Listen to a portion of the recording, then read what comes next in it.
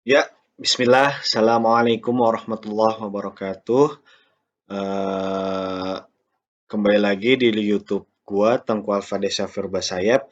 Nah, teman-teman, di sini nih, gue pengen jelasin bagaimana konsep Smart City Innovation ini. Sebelumnya, ini sebenarnya itu sebagai tugas yang namanya tugas UAS ya.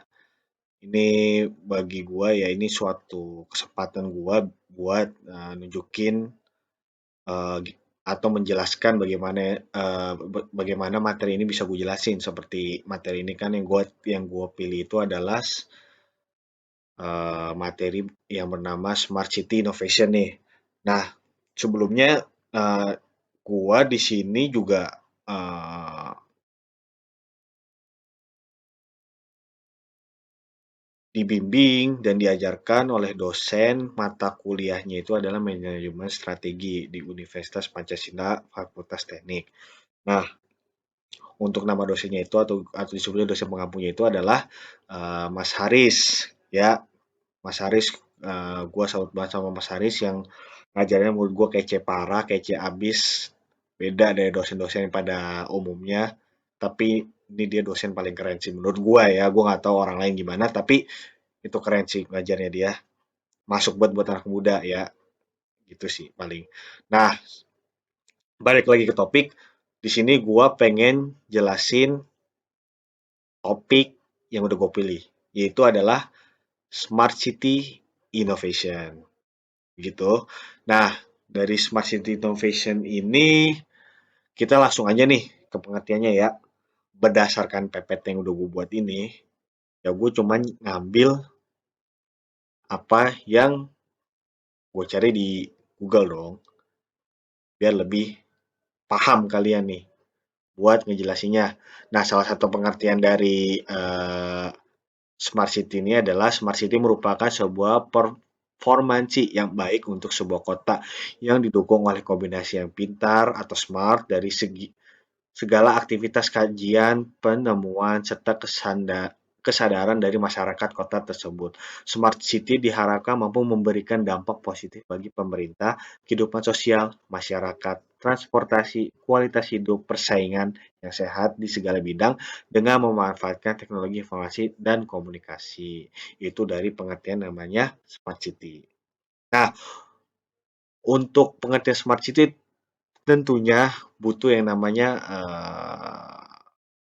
pengertian-pengertian butuh dari para ahli ini. Nah, salah satunya yang pertama ini menurut Caraglio, Delbo, dan Nietzsche.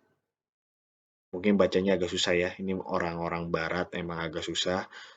Tapi menurut mereka itu adalah Smart City adalah kota yang mampu menggunakan sumber daya manusia, modal sosial, dan infrastruktur telekomunikasi modern untuk mewujudkan pertumbuhan ekonomi berkelanjut dan kualitas hidup yang tinggi. Dengan manajemen sumber daya yang bijaksana melalui pemerintah berbasis partisipasi masyarakat. Nah, itu pertama nih yang menurut tiga orang ini nih di tahun 2009. Nah, untuk yang para ahli yang kedua, menurut Pratama nih tahun 2014, tentunya ini sepertinya orang Indonesia ya. Nah, Smart City merupakan suatu konsep pengembangan, penerapan, dan implementasi teknologi yang diterapkan di suatu daerah sebagai sebuah interaksi yang kompleks di antara berbagai sistem yang ada di dalamnya. Lanjut lagi ya, ini ke slide selanjutnya. Pengertian Smart City menurut para ahli di bagian 2 nih. Ini gue bagi lagi nih. Nah, menurut Cohen yang pertama di tahun 2014, makna dari Smart City, pengertian dari Smart City adalah sebuah kota yang menggunakan ICT secara pintar dan efisien dalam menggunakan berbagai sumber daya, menghasilkan penghematan biaya dan energi, meningkatkan pelayanan dan kualitas hidup, serta mengurangi jejak lingkungan. Semuanya mendukung ke dalam inovasi dan ekonomi yang ramah lingkungan. Oh, untuk yang kedua, itu menurut Mulyarto tahun 2015. Nah, Smart City adalah cara menghubungi infrastruktur fisik, infrastruktur sosial, dan infrastruktur ekonomi dalam sebuah kawasan dengan menggunakan teknologi ICT yang dapat mengintegrasi semua elemen dalam aspek tersebut dan membuat kota yang lebih efisien dan layak huni. Itu pengertian dari Smart City menurut para ahli ya. Nah, sekarang apa sih karakteristik dari Smart City ini? Nah, untuk yang kita gua ngebagi jadi 4 poin berdasarkan PPT dan yang gue cari di berbagai sumber Google. Yang pertama itu interkoneksi antara bagian perkotaan. Smart City menggabungkan antara communication network, internet, sensor, dan recognition untuk membantu komunikasi antar orang. Dengan demikian, interkoneksi antara bagian perkotaan akan terwujud. Itu yang pertama. Yang kedua itu integrasi sistem informasi perkotaan. Hal yang berkaitan dengan internet atau cloud computing akan digunakan setiap bidang bisnis dalam mengintegrasi sistem aplikasi, data, dan internet menjadi unsur-unsur inti yang mendukung operasi perkotaan dan manajemen. Nah, itu yang kedua. Lalu lanjut lagi yang ketiga, manajemen perkotaan dan kerjasama layanan. Interkoneksi komponen perkotaan dan dukungan sistem aplikasi manajemen perkotaan serta layanan dengan koordinasi sistem kritikan perkotaan dan peserta untuk membuat menjalankan perkotaan lebih baik. Jadi yang masuk ketiga ini tuh kayak saran ya, saran kayak kalian suka ngeliat kan kotak saran polisi. Nah, seperti itu mungkin ya. Nah, untuk yang keempat itu adalah aplikasi ICT. ICT itu apa sih? Dari tadi kan gue ngomong ICT, ICT. Nah, ICT itu adalah Information and Communication Technology atau ya terbaru lah, aplikasi ICT terbaru. Nah, Smart City Theory manajemen kota modern sebagai panduan yang menekan penerapan teknologi informasi canggih ke manajemen perkotaan dan pelayanan, sehingga memotivasi pemerintah, perusahaan, dan orang-orang untuk membuat inovasi gerakan pembangunan perkotaan. Nah, begitu untuk karakteristik Smart City. Indikator Smart City. Nah, untuk indikator Smart City ini ada banyak poinnya. Yuk, sekarang gue pengen jelasin kalian-kalian atau kita teman-teman di sini kita belajar bareng dan di sini gua akan menjelaskannya juga poin-poinnya. Mungkin untuk teman-teman kalau ada yang bisa masukkan bisa komen di bawah. Nah, yang poin-poin yang pertama yaitu smart economy. Ekonomi merupakan salah satu pilar penopang daerah, kota, dan negara. Pengelolaan ekonomi suatu daerah hendaklah perlu dilakukan dengan lebih baik dan terkomputerisasi. Implementasi dan penilaian Smart City pada bagian atau dimensi Smart Economy meliputi dua hal, yakni proses innovation dan kemampuan daya saing atau kompetitif. Kedua hal tersebut berguna untuk mencapai peningkatan ekonomi bangsa yang lebih baik dan pintar. Sebab inovasi dan kemampuan daya saing merupakan modal utama untuk kemajuan bangsa serta peningkatan pembangunan sumber daya. Arah pembangunan sumber daya di suatu wilayah diwujudkan melalui peningkatan akses, pemerataan, relevansi, dan mutu layanan sosial dasar. Peningkatan kualitas daya saing tenaga kerja, pengendalian jumlah dan laju pertumbuhan penduduk serta peningkatan partisipasi masyarakat. Ah, untuk poin yang selanjutnya itu smart people. Tahu kan smart people seperti slogannya salah satu YouTuber terkenal di Indonesia, apalagi podcastnya ya, dengan slogan-slogan smart people dan mohon maaf sekarang Mbak, demi cuan tidak smart people lagi, intermezzo saja. Nah, pembangunan senantiasa membutuhkan modal, baik modal ekonomi, economic capital, modal manusia, human capital, maupun modal sosial, social capital. Wah, bahasa Inggrisnya. Social capital. Smart people dapat dikatakan sebagai tujuan utama yang harus dipenuhi dalam mewujudkan smart city. Pada bagian ini terdapat kriteria proses kreativitas pada diri manusia dan model sosial. Berikut kriteria penilaian tersebut antara lain sebagai berikut. Adanya jenjang pendidikan formal dalam yang pertama ya. Ini mungkin ada kesalahan teknis dalam PPT-nya. Di sini gue bakal jelasin aja. Yang pertama itu adanya jenjang pendidikan formal dalam bentuk sekolah dan perguruan tinggi yang merata kepada masyarakat dan berbasis IT seperti penerapan e-learning, pemanfaatan sistem informasi sekolah atau perguruan tinggi, pembelajaran dengan sarana komputer, penyediaan akses internet untuk sumber informasi, bahasa pembelajaran, dan lain-lain. Yang kedua, adanya komunikasi IT dan komunikasi lainnya yang berkaitan dan berpemanfaatan teknologi informasi. Adanya peranan masyarakat dalam, yang poin ketiga, adanya peranan masyarakat dalam pemanfaatan teknologi informasi. Nah, lanjut lagi, smart governance. Smart governance merupakan bagian atau Nah, smart governance merupakan bagian atau dimensi pada smart city yang mengkhususkan pada tata kelola pemerintahan. Adanya kerjasama antara pemerintah dan masyarakat diharapkan dapat mewujudkan tata kelola dan jalannya pemerintahan yang bersih, jujur, adil, dan demokrasi, serta kualitas dan kuantitas layanan publik yang lebih baik. Nah, di sini smart mobility, biar gue jelasinnya nggak terlalu panjang, kalian bisa langsung pause aja video gue jika eh, agak sedikit membosankan. Nah, lalu itu lalu habis itu ada smart informant. Kalian bisa di-post, lalu di-screenshot atau dicatat. Oh, lanjut lagi ada smart living. Kalian bisa post, lalu bisa di-screenshot dan dicatat. Terus, nah penerapan smart city nih. Smart city merupakan konsep pembangunan suatu negeri, daerah, ataupun kota yang diharapkan dapat meningkatkan kesejahteraan masyarakat. Menurut Holmes tahun 2010, terdapat beberapa masyarakat yang harus dipenuhi terlebih dahulu sebelum dilakukan penerapan smart city. Nah, ada beberapa bagian nih, mungkin gue ada 6 bagian ya. Mungkin kalian bisa di-post lalu di-screenshot seperti itu ya. Gue di sini bakal jelasin poin-poinnya saja sih. Bagian pertama itu pengembangan dan pemanfaatan arsitektur jaringan komputer. Itu yang pertama.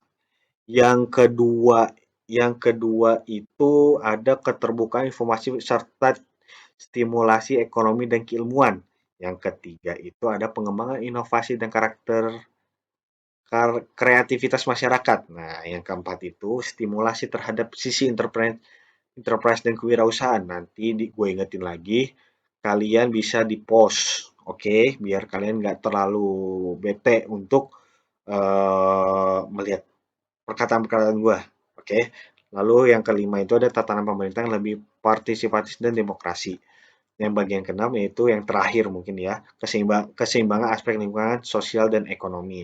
Sekian yang bisa gue sampaikan tentang apa itu pengertian, penjelasan, penerapan dari Smart City Innovation. Nah, di sini gue bakal ngejelasin apa yang pernah gue alamin dari penerapan Smart City Innovation. Salah satu ya, mungkin bahasanya itu pengalaman gue yang udah pernah gue datengin suatu kota yang sudah menerapkan Smart City Innovation. Salah satunya itu adalah, ini bisa gue buka di internet, yaitu kenapa gue yaitu adalah kota Madinah Al Munawwaroh. Kenapa gue milih ini? Karena gue pernah ke sana, gue mukim di sana, gue mau ngobrol sama orang-orang sana. Ya, di sana itu bagi gua implementasi paling baik dari Smart City Innovation. Kenapa? Dari masyarakatnya bagus, dari bangunan-bangunannya tertata rapi, ruko-rukonya rapi, transportasinya rapi, dan parkirannya aja pun tertata dengan baik. Kenapa?